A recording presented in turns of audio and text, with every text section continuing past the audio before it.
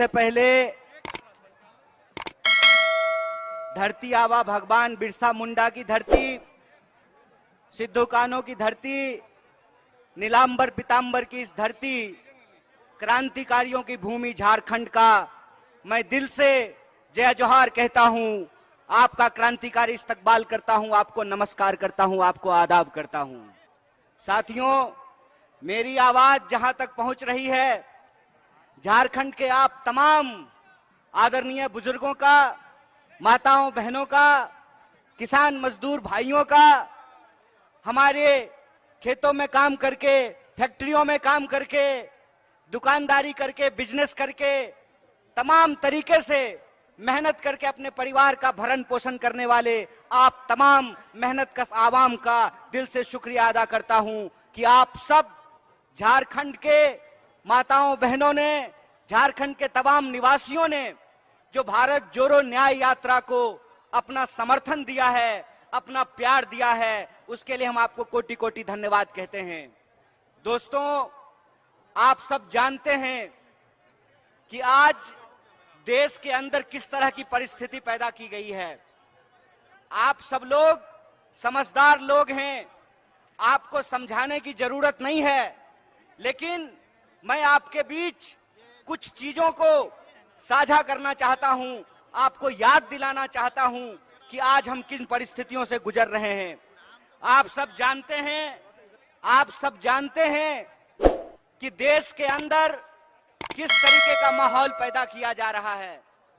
आपको मालूम है कि जो पिछला 30 जनवरी गुजरा है, 30 जनवरी को हम लोग बापू को याद करते हैं, अपने राष्ट्रपिता महात्मा गांधी को याद करते हैं कि किस तरीके से नफरत ने, हिंसा ने बापू की जान ले ली और बापू ने इस देश के लिए शहादत दी।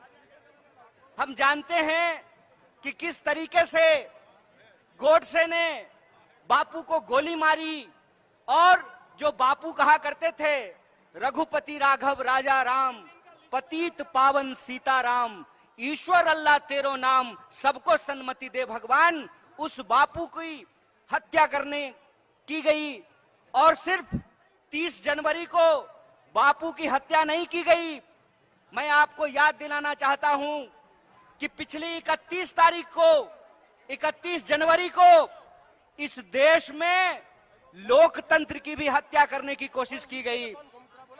आप जानते हैं कि किस तरीके से चंडीगढ़ में मेयर का इलेक्शन हो रहा था और मेयर के चुनाव में भाजपा के पास संख्या नहीं थी, भाजपा के पास बहुमत नहीं था और आम आदमी पार्टी और कांग्रेस पार्टी के पास बहुमत होने के बावजूद, इंडिया अलायंस के पास बहुमत होने के बावजूद 8 वोट को इनवैलिड करके भाजपा का मेयर बनाया गया। जब चंडीगढ़ में यह साजिश रची जा रही थी, ठीक उसी वक्त झारखंड की इस महान भूमि पर एक भाजपाई साजिश रची जा रही थी। और वो भाजपाई साजिश क्या थी? भाजपाई साजिश ये थी कि इंडिया अलायंस का बहुमत होने के बावजूद हेमंत सोरेन झारखंड के मुख्यमंत्री थे और मुकदमे में फंसा करके एक सरकार को गिराने का प्रयास किया गया और एमएलए को खरीदने का प्रयास किया गया। और आप सबको हम बधाई देना चाहते हैं, झारखंड के आप तमाम माताओं बहनों का, कि ये आपका आशीर्वाद है कि इंडिया अलायंस रांची में कायम है। हमने उनके दांत खट्टे कर दिए हैं, हमने विश्वास मत हासिल कर लिया है और श्री चंपई सोरेन झारखंड के मुख्यमंत्री बने हुए हैं। इस बात की चर्चा मैं आपके सामने क्यों कर रहा हूं? इस बात की चर्चा हम आपके सामने इसलिए कर रहे हैं कि है झारखंड के माताओं बहनों, है झारखंड के नागरिकों, है झारखंड के निवासियों, आपको एक बात समझना पड़ेगा। आपको समझना पड़ेगा कि यह भाजपाई साजिश झारखंड के खिलाफ है, यह भाजपाई साजिश आदिवासियों के खिलाफ है, यह भाजपाई साजिश जमहूरियत और लोकतंत्र के खिलाफ है, यह भाजपाई साजिश इस देश में गरीबों के खिलाफ है, किसानों के खिलाफ है, महिलाओं के खिलाफ है, नौजवानों के खिलाफ है। यह बात हमको समझनी पड़ेगी। हमको समझना पड़ेगा कि आज हमारे साथ किस तरीके से एक एक करके हमारे हक और अधिकार छीने जा रहे हैं। हमको समझना पड़ेगा कि किस तरीके से लोकतंत्र का गला दबाया जा रहा है। हमको समझना पड़ेगा कि आज हमारे आप तमाम लोगों की लड़ाई क्या है, संघर्ष क्या है, इस बात को हमको समझना पड़ेगा।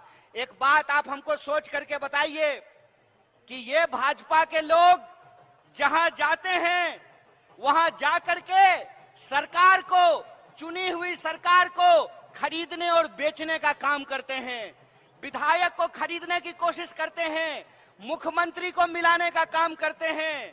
बिहार में इन्होंने, आपने देखा क्या किया। बिहार में नीतीश कुमार जी इंडिया अलायंस के पार्ट थे और नीतीश कुमार जी के ऊपर दबाव बनाया और नीतीश कुमार जी पलटी मार करके इंडिया से निकल करके एनडीए में जाकर के शामिल हो गए। वही कोशिश रांची में की गई, वही कोशिश झारखंड में की गई। कोशिश यह किया गया कि यहाँ के मुख्यमंत्री पर भी दबाव बना करके उनको इंडिया से निकाल करके एनडीए में शामिल करा लिया जाए। लेकिन मैं आप तमाम लोगों को बधाई देना चाहता हूं। मैं झारखंड की इस महान भूमि की महान जनता को बधाई देना चाहता हूं कि आपने भाजपा इस साजिश को नाकाम किया और उनको बता दिया कि हम बिकने वाले नहीं हैं, हम बेचने वाले नहीं हैं, हम इस देश को बचाने वाले लोग हैं। बोलिए, आप बेचने वाले हैं कि बचाने वाले हैं? आप बेचने वाले हैं कि बचाने वाले हैं? अगर आप बचाने वाले हैं तो मैं आप तमाम लोगों को एक बात कहना चाहता हूं कि ये कांग्रेस पार्टी का संकल्प है, ये कांग्रेस पार्टी का संकल्प है, ये राहुल गांधी का संकल्प है।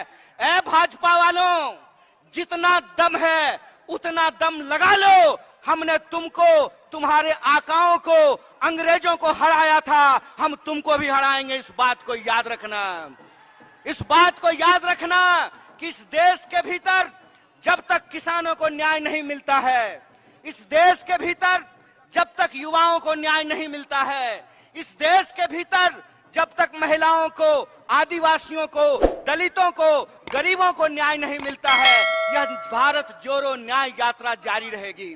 और यह भारत जोड़ो न्याय यात्रा की ताकत है कि हम जहां जहां जा रहे हैं, जहां जहां होती है भारत जोड़ो न्याय यात्रा की आहट, वहां बढ़ने लगती है भाजपाई घबराहट। जहां जहां होती है भारत जोड़ो न्याय यात्रा की आहट, वहां वहां बढ़ने लगती है भाजपाई घबराहट। और ये घबरा करके हमारी चुनी हुई सरकार को गिराने का प्रयास करते हैं। ये कोशिश करते हैं कि आम आवाम को आपस में लड़ाया कैसे जाए। आप जानते हैं कि हमारा देश अंग्रेजों के पास 200 साल तक गुलाम रहा। और यह गुलामी क्यों रही? यह गुलामी इसलिए रही कि भारतवासियों को आपस में लड़ाया जाता था, हिंदू मुसलमान कराया जाता था, जातियों को आपस में लड़ाया जाता था। और यही भाजपाई साजिश है कि झारखंड के लोगों को भी आपस में लड़ाया जा रहा है। तो हम अपने आदिवासी भाइयों और बहनों को कहना चाहते हैं कि जल जंगल जमीन पे पहला अधिकार आदिवासी का, फिर बाकी भारतवासी का, ये हमारा संकल्प है। यह जो जल जंगल जमीन की लड़ाई है, जो कांग्रेस पार्टी ने इस देश में आदिवासियों को हक और अधिकार दिलाए हैं, चाहे कितनी भी कोशिश कर लीजिए, नरेंद्र मोदी जी आप आदिवासियों का हक और अधिकार नहीं छीन सकते हैं। यह बात हम आपको कहना चाहते हैं। हम आपको कहना चाहते हैं कि झारखंड के लोगों की रगों में भगवान बिरसा मुंडा का खून बहता है, झारखंड के लोगों के रगों में सिद्धू कान्हू का खून बहता है, झलकारी बाई का खून बहता है, नीलांबर पीतांबर का खून बहता है। आप झारखंड के लोगों को उनके हक और अधिकार को छीन नहीं सकते हैं। इसीलिए हम आप तमाम लोगों से एक अपील करना चाहते हैं कि जिस तरीके से आज आदिवासी लोगों को लड़ाने का प्रयास किया जा रहा है, हमारी पार्टी झारखंड के भीतर इस मत के साथ है कि जो सरना लोग अधिकार मांग रहे हैं, अलग धार्मिक कोड का अधिकार मांग रहे हैं। भारतीय राष्ट्रीय कांग्रेस सरना कोड का पूरे दिल से समर्थन करती है, पूरे दिल से समर्थन करती है। और जो पेशा कानून हम लेकर के आए हैं, उस पेशा कानून को ये बदलने की कोशिश कर रहे हैं। जो पब्लिक सेक्टर कांग्रेस पार्टी ने बनाया, बोकारो में स्टील प्लांट खोला, धनबाद, बोकारो, टाटा, तमाम जगह पे जो पब्लिक सेक्टर बनाए गए, आज नरेंद्र मोदी जी उस पब्लिक सेक्टर को बेचने का काम कर रहे हैं। इसीलिए मैं अपने गरीब भाई बहनों से कहना चाहता हूं, ए भाइयों और बहनों, एक बात याद रखिएगा, बिन हवा न पत्ता हिलता है, बिन लड़े न कुछ भी मिलता है। इसलिए हमको अपने हक और अधिकार के लिए लड़ना पड़ेगा।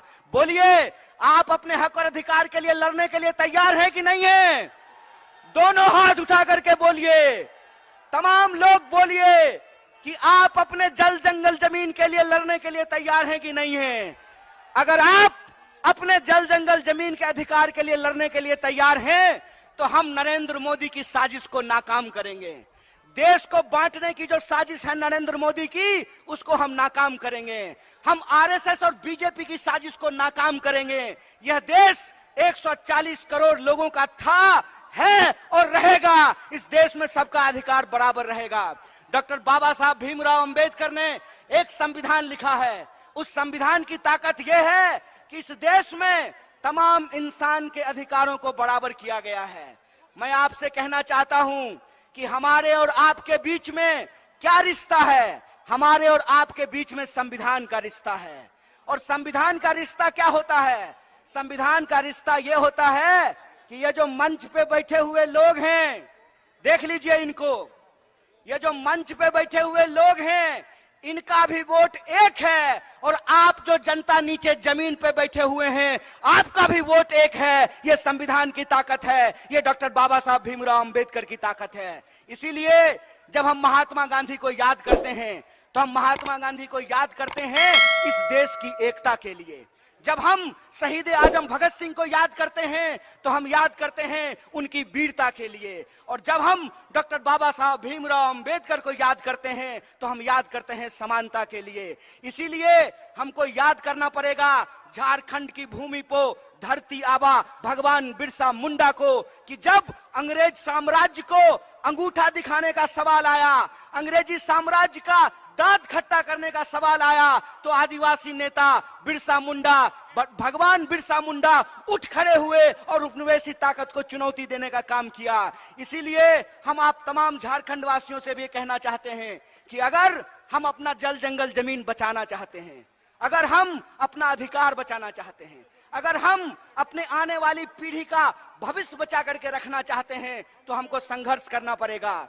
और जो हमारे साथ अन्याय हो रहा है, उस अन्याय के खिलाफ हमको अपनी आवाज को मुखर करना पड़ेगा। और आप जानते हैं कि जब देश में बह रहा हो अन्याय की आंधी, तो न्याय के लिए लड़ रहे हैं राहुल गांधी। इस बात को याद रखिएगा। बोलिए, अपने न्याय के लिए, अपने हक और अधिकार के लिए, अन्याय के खिलाफ न्याय के पक्ष में आप संघर्ष करेंगे कि नहीं करेंगे? अगर आप संघर्ष करेंगे तो मैं एक बात कहना चाहता हूं, सुन लीजिए जय शाह के पप्पा जी, डैडी जी, जय शाह के डैडी जी, एक बात सुन लीजिए। आपके सूटकेस में जितना दम है ना, उतना दम आप लगा लीजिए। आपके ईडी में जितना दम है, उतना दम आप लगा लीजिए। हम भारत के लोग हैं, हम ईमान बेचने वाले लोग नहीं हैं, हम ईमान बचाने वाले लोग हैं, हम देश बचाने वाले लोग हैं। इस बात को याद रखिएगा। कहते हैं ना कि जब किसी इंसान को सत्ता मिलती है, तो अहंकार सर चिढ़ करके बोलता है, और जब किसी का अहंकार सर चढ़ के बोलता है, तो ये जनता है, ये आप लोग हैं जो अपने वोट की ताकत से लोगों को कुर्सी पे बिठाते भी हैं और कान पकड़ करके कुर्सी से नीचे भी उतारते हैं। यह बात आपको याद रखना पड़ेगा। आपको याद रखना पड़ेगा कि आपके और हमारे समाज को, हमारे देश को, हमारे राज्य को जो बांटने की कोशिश की जा रही है, इस कोशिश को हमको नाकाम करना पड़ेगा। हमको यह सोचना पड़ेगा कि नेता अगर अपने बच्चा के बारे में सोच सकता है, तो आदिवासियों को भी अपने बच्चे के बारे में सोचना पड़ेगा, दलितों को भी अपने बच्चे के बारे में सोचना पड़ेगा, गरीबों को भी अपने बच्चे के बारे में सोचना पड़ेगा, किसानों को भी अपने बच्चे के बारे में सोचना पड़ेगा, मजदूरों को भी अपने बच्चे के बारे में सोचना पड़ेगा। आपको सोचना पड़ेगा कि इस देश के भीतर आज जो नीतियां लाई जा रही है, उन नीतियों के चलते एक एक करके हमसे हमारा हक और अधिकार छीना जा रहा है, सारा संसाधन छीना जा रहा है। आप एक बात पर विचार करके बताइए कि इस देश के भीतर बीसीसीआई का सेक्रेटरी बनेगा गृह मंत्री का बेटा है। मतलब बीसीसीआई के सेक्रेटरी को बनाने के लिए गृह मंत्री जी तैयार हैं। गृह मंत्री के बेटा को मिलेगा बीसीसीआई का सेक्रेटरी और आम लोगों के बच्चों को मिलेगा 4 साल की ठेके वाली नौकरी। तो हम कहना चाहते हैं कि यह जो ठेके वाली नौकरी है, इसको बंद करना पड़ेगा। अगर इस देश में मंत्री बनेंगे 5 साल के लिए, प्रधानमंत्री बनेंगे 5 साल के लिए, तो मैं पूछना चाहता हूं कि गरीबों का बच्चा, आदिवासियों का बच्चा क्यों नौकरी करेगा 4 साल के लिए? आप जानते हैं कि इस देश में गरीबों के बच्चों के साथ अन्याय किया गया है। क्या अन्याय किया गया है कि एक अग्निपथ योजना लाई गई है और उस अग्निपथ योजना के चलते फौज में जो अस्थाई नौकरी होती थी, उस नौकरी को समाप्त कर दिया गया है। आप कोई भी डिपार्टमेंट उठा करके देख लीजिए, अस्थाई नौकरियों को समाप्त किया जा रहा है, ठेके पे नौकरी दी जा रही है। तो मैं आपसे ये पूछना चाहता हूं कि जब इस देश में प्रधानमंत्री 5 साल के लिए होगा, तो अग्निवीर में 4 साल के लिए नौकरी क्यों दी जा रही है? ये इस देश के नौजवानों के साथ अन्याय किया जा रहा है। इसीलिए मैं नौजवानों से अपील करना चाहता हूं, हे नौजवान, ये आपके हक और अधिकार की लड़ाई है। अगर आप अपने हक और अधिकार के लड़ाई के लड़ने के लिए तैयार हैं, तो आपको न्याय योद्धा बनना पड़ेगा। आपको भारत जोड़ो न्याय यात्रा में शामिल होना पड़ेगा, अपनी नौकरी के लिए, अपने आत्मसम्मान के लिए। इसीलिए हमारी पार्टी ने, कांग्रेस पार्टी ने एक कार्यक्रम शुरू किया है कि इस देश के जो जवान आर्मी में जाना चाहते हैं, आर्मी में सेवा करना चाहते हैं, देश की सेवा करना चाहते हैं, उन लोगों को आज उससे वंचित रखा जा रहा है। इसके खिलाफ हमने एक कार्यक्रम शुरू किया है जिसका नाम है जय जवान। हमारा यह मानना है कि जब होगा जय जवान, तभी बना रहेगा जय हिंदुस्तान, तभी होगा हिंदुस्तान महान। इसीलिए हम लोग